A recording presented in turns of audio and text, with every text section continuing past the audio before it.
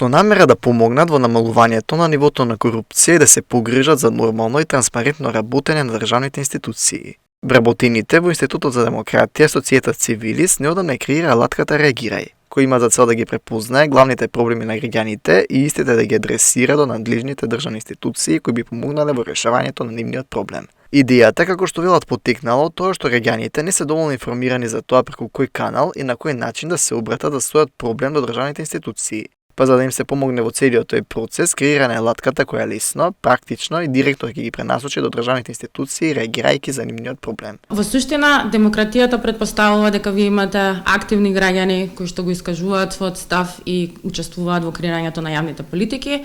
Ние се обидовме да осмислиме нова ефективна алатка која во суштина ќе ги мотивира граѓаните да се придружат кон антикорупцијската борба, така и се роди идејата за Реагирај. Значи, Реагирај функционира на следниот начин. Можете да и пристапите на оваа дигитална иновативна платформа со тоа што ќе отворите веб страницата на која што може да најдете платформата или ќе ја симнете како мобилна апликација. Откако ќе пристапите на платформата, ќе забележите дека таму има неколку активни акции, ние ги нарекуваме, и можете да избирате која акцијата на која што сакате да се приклучите. Еве, например, последната акција која што објавивме е за нефункционалниот јавен автобуски превоз во Скопје. Да речеме, откако ќе отворите конкретната акција, ќе го притиснете копчето Реагирај. Тоа што системот ќе го направи самостојно е ќе го отвори вашиот имейл сервис кој што го користите и автоматски ќе направи две работи.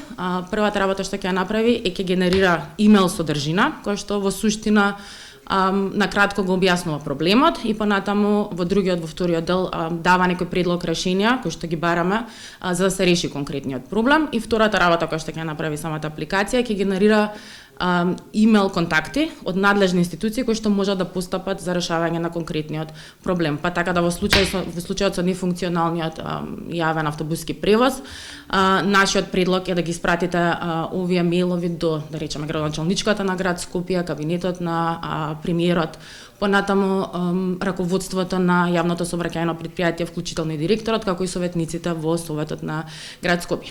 Подоцна треба само да стиснете испрати и мејлот ќе стигне до конкретните институции. Причина зошто се олку институции наведени е затоа што проблемот е комплексен и подразбира дека повеќе институции треба да постапат за да се реши истиот.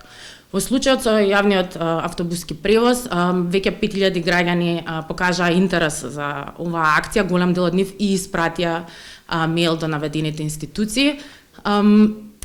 Во суштина, кога имате, можеби се работи за индивидуален мал чекор кој што треба да го преземете, меѓутоа тоа прераснува во една колективна акција и со вашето испраќање на мејлот практично вие им посочувате на институциите кој е проблемот, кои се решенијата кои што барате да ги преземат и дека токму тие се институциите од кои што очекувате да постапат. Па така кога сте вие институцијата од другата страна, кога ќе добиете 100, 200, 1000 мејлови од граѓани кои што алармираат за одреден проблем и ве посочуваат вас како институција од која што очекуваат да постапат, верувам дека притисокот е голем врз институциите да преземат нешто. Самата мобилна апликација нуди повеќе граѓански иницијативи на кои корисниците може да реагираат доколку се почувствуваат загрозени по тоа прашање, но можат да дадат предлог и самите да покренат иницијатива доколку поединечно имаат некој проблем кој останатите граѓани се уште не го препознале и го нема помеѓу иницијативите кои се дел од апликацијата. Граѓаните можат да поднесат иницијатива за некоја акција со тоа што ќе ни испратат мејл на reagiraј@idss.org.mk и ние ќе објавиме акција секако во интерес на граѓаните. Од постоечките акции, доколку граѓаните имаат интерес, може да се приклучат на некако, како што спомнав, првата во однос на нефункционалниот јавен градски превоз. Спомнав институциите до кои што се праќаат мејловите. Она што го бараме од институциите во конкретниот случај за почеток да ги надминат институционалните конфликти кои што постојат на помеѓу централната и локалната власт, како и недоразбирањата и несогласувањата кои што постојат во Советот, се со цел да може да преминеме кон решавање на проблемот. Во конкретниот случај бараме од институциите секако да се набават нови еколошки автобуси, да се одржува постоечкиот возен парк, да се предвидат финансиски средства за да може јавниот превоз за студентите да остане бесплатен, да се реорганизира јавното сообраќајно претпријатие врз основа спроведена функционална анализа и да се донесе план со кој што ќе може да се администрира долгот кој што постои моментално кај јавното сообраќајно предпријатие, меѓутоа истото да може да продолжи да функционира и да се развива. И конечно на долг рок бараме институциите да инвестираат, односно го реосмислат јавниот сообраќајен превоз на начин на кој што ќе биде зелен, одржлив и достапен за сите.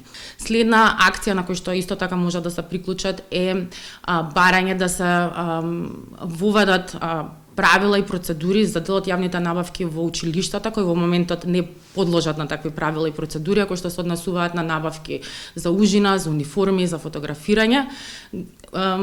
Родителите и учениците имаат право да добијат најдобар квалитет за финансиите кои што ги инвестираат во образованието.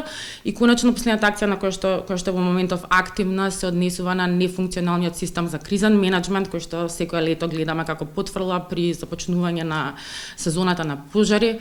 Во конкретниот случај бараме да се набават нови возила, да се вработат пожарникари, меѓутоа да се преземат сет на превентивни мерки со кои што би се намалиле ризиците од појава на пожари и би се санирала штетата. Во конкретниот случај, да речеме, овие мелови се праќаат до Дирекцијата за заштита и спасување, Министерството за одбрана и владата како надлежна институција. Алатката реагира и ја цени приватноста на граѓаните и се придржува до строги практики при заштита на личните податоци. Кон неа може да се пристапи онлайн или да се симне како мобилна апликација.